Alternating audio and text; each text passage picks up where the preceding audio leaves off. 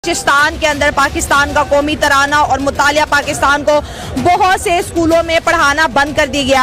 जैसे आप सबको पता है कि आजकल पाकिस्तान के हालात क्या चल रहे हैं, लोगों को नजर आता है कि फलस्तीन में क्या चल रहा है, गाजा में क्या चल रहा है, लोगों को ये नजर नहीं आता कि बलूचिस्तान में क्या चल रहा है। अब बलूचिस्तान से ये भी खबर आ रही है, मौलाना फजल रहमान पंजाब की पार्लियामेंट के अंदर कह रहे हैं कि जनाब बलूचिस्तान में हालात इतने खराब हो चुके हैं कि मुतालिया पाकिस्तान पढ़ाना उन्होंने बंद कर दिया अपने बच्चों को। नहीं, बिल्कुल सही कहा। ऐसा बलूचिस्तान में नहीं, बहुत से ऐसे और हमारे सूबे हैं जिनमें ऐसी अपना छोटे छोटे शहर हैं जिनमें इस तरह काम हो रहे हैं। ठीक है, हमारा तलीमी निज़ाम ठप होकर रह गया। अच्छा। और ये सारा वजह क्या है जी, हमारे करप्ट हुक्मरान है। ठीक, पाकिस्तान के अंदर प्रोटेस्ट हो रहे हैं और बहुत प्रोटेस्ट हो रहे हैं, लेकिन इस वक्त जो सबसे एक इम्पॉर्टेंट प्रोटेस्ट है वो के अंदर, और बलूचिस्तान में जो बलूचिस्तान की खवातीन हैं वो प्रोटेस्ट कर रही हैं। जब कश्मीर के अंदर हालात बिगड़ते हैं, बलूचिस्तान के अंदर हालात बिगड़ते हैं, तो आपने कहा कि हमारे पास एक ही नाम होता है कि बस इंडिया के ऊपर डाल दो। आज वो दुनिया की 5th लार्जेस्ट इकोनॉमी है, और आपको क्या लगता है कि हमारे इस तरह के इल्जाम लगाने से क्या इंडिया जो है इस चीज को सीरियस लेगा? बलूचिस्तान के अंदर पाकिस्तान का कौमी तराना और मुतालिया पाकिस्तान को बहुत से स्कूलों में पढ़ाना बंद कर दिया गया, और ये बात मैं नहीं, पाकिस्तान के पार्लियामेंट के अंदर मौलाना फजल रहमान ने की है। आप जरा उनका ये क्लिप भी सुनिए।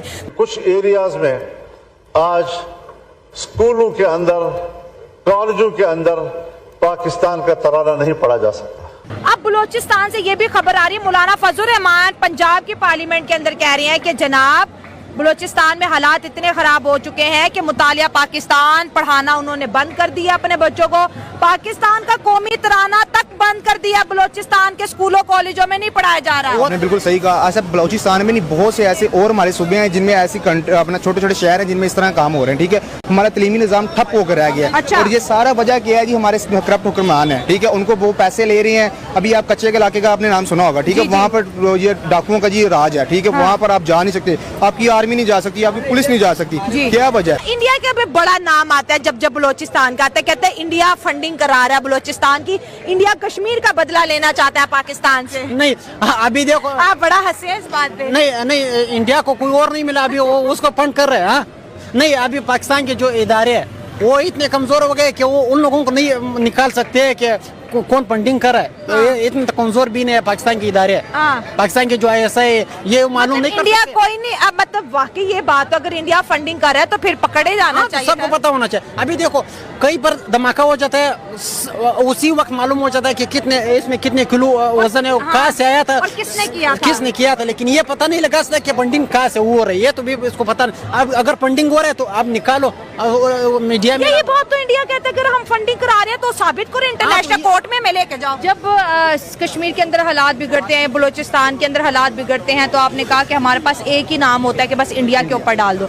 आज वो दुनिया की 5th लार्जेस्ट इकोनॉमी है, और आपको क्या लगता है कि हमारे इस तरह के इल्जाम लगाने से क्या इंडिया जो है इस चीज को सीरियस लेगा? या बलूचिस्तान के अंदर हालात, या तो मैं कहूँ ना इंडिया का नाम लेने से बलूचिस्तान के हालात बेहतर हो गए तो 100 दफा लेते रहे, इंडिया को तो फर्क भी नहीं पड़ता। भाई इंडिया हंसता है जब हम उनका नाम लेते हैं, आपको पता है? सच में? भाई वाकई इंडिया हंसता है यार। वो कहता है कि पागल है, आपस में लड़ने दो, मरने दो, ये मुल्क ऐसी तबाह हो जाएगा और वो ग्रो करता रहेगा। हमारी नाकामी की सबसे बड़ी वजह ये है। ठीक है, इसीलिए ये देखे ना, ये हम आपस में क्यों लड़ रहे हैं, ये हमारे हुक्मरान की वजह से लड़ रहे हैं। ये उन्होंने गुर्बत ही इतनी फैला दी है कि लोग एक दूसरे को मारने पर मादा हो गए। रोटी आटे की जंगों से नहीं निकलते। अगर मेरी बात सुने, अगर आपने आप अभी देखें, आप रोटी आटे की वजह से निकले हैं तो बिलों में फंसा दी उन्होंने आपको। ठीक है, ताकि लोग यार यहाँ से निकल के अपना पाकिस्तान के अंदर प्रोटेस्ट हो रहे हैं और बहुत प्रोटेस्ट हो रहे हैं, लेकिन इस वक्त जो सबसे एक इम्पॉर्टेंट प्रोटेस्ट है वो पहले ये ज्यादातर प्रोटेस्ट पेरिफेरी में भी होते रहे हैं, सेंटर में भी होते रहे हैं।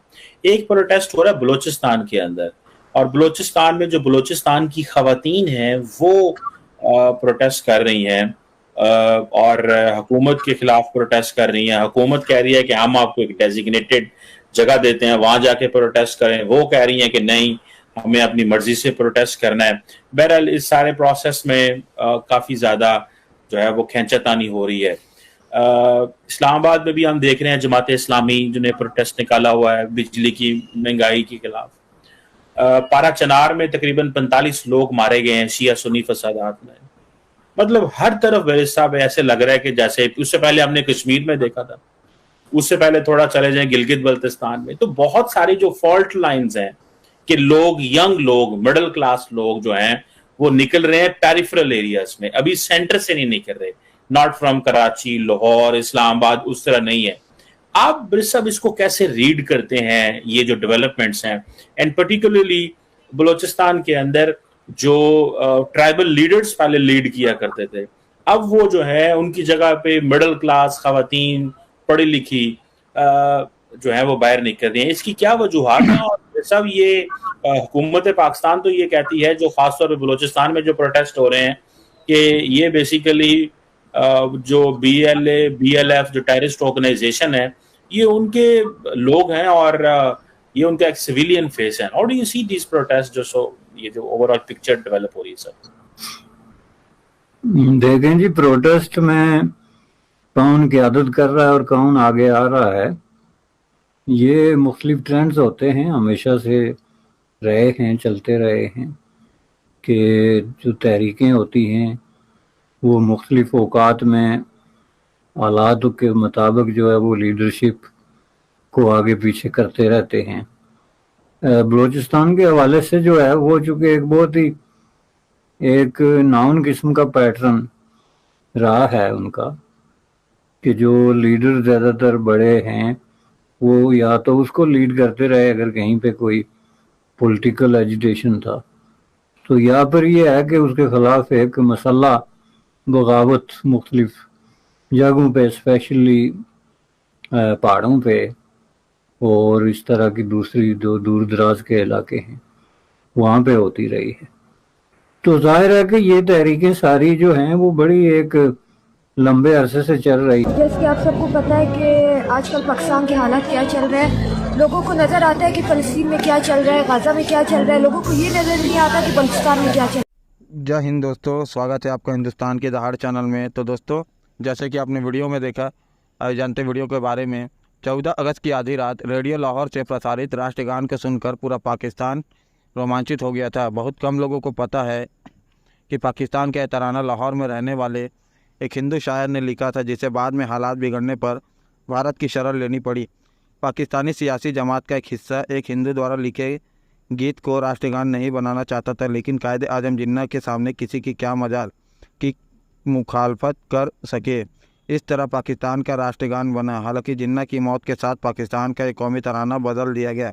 7 अगस्त 1947 को शाम जब मोहम्मद अली जिन्ना नई दिल्ली से कराची पहुँचे तो उनके सामने बेहिसाब काम थे। 8 अगस्त को अचानक उन्हें ख्याल आया कि पाकिस्तान का कोई राष्ट्रगान ही नहीं है, ये तो बहुत ज़रूरी है, ये तो होना ही चाहिए। तुरंत रेडियो लाहौर के अफसरों को बुलाया, हुक्म दिया कि अगले 24 घंटों में पाकिस्तान में उम्दा हिंदू शायर की तलाश की जाए जो पाकिस्तान का कौमी तराना लिखेगा। पता लगा कि लाहौर में बहुत ही काबिल हिंदू शायर है, जगन्नाथ आज़ाद। उर्दू में उनके आसपास कोई मुस्लिम विद्वान भी नहीं ठहरते थे। जगन्नाथ ने ठान लिया रखा था कि बंटवारे के बाद लाहौर में ही रहेंगे। अफसरों ने तुरंत कायदे आजम के पास यह जानकारी पहुंचाई। तब ये अगला हुक्म दिया कि उस शायर से कहो कि अगले 5 दिनों में अंदर पाकिस्तान का एक उम्दा कौमी तराना लिखे। हालांकि जिन्ना के मुस्लिम सहयोगी नेताओं और अफसर नाखुश जरूर थे कि पाकिस्तान का राष्ट्रगान कोई हिंदू क्यों लिखे। दरअसल जिन्ना ने मुसलमानों के लिए एक अलग देश हासिल तो ज़रूर कर लिया था, लेकिन अब वह दुनिया को दिखाना चाहते थे कि वह बहुत सेकुलर है।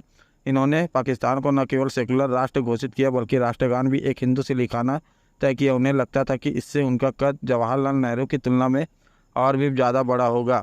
जगन्नाथ आज़ाद के पास 5 दिनों का समय था। इतने कम समय में किसी देश का राष्ट्रीय गीत लिखना कतई आसान नहीं था। उनकी कलम चली, उन्होंने ऐसा तराना लिख दिया जो पाकिस्तान का कौमी तराना बना। पाकिस्तान रेडियो ने इसे कंपोज किया, इसे जिन्ना को सुनाया।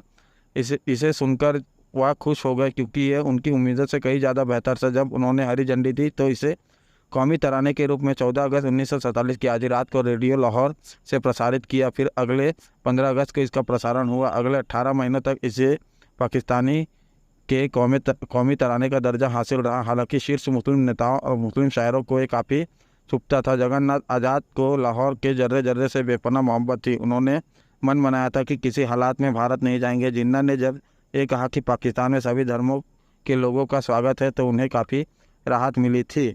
तो दोस्तों, अगर आपको ऐसी वीडियो देखना पसंद है तो हमारे चैनल को सब्सक्राइब करें तथा वीडियो को लाइक करना ना भूलें। धन्यवाद। जय हिंद, जय भारत।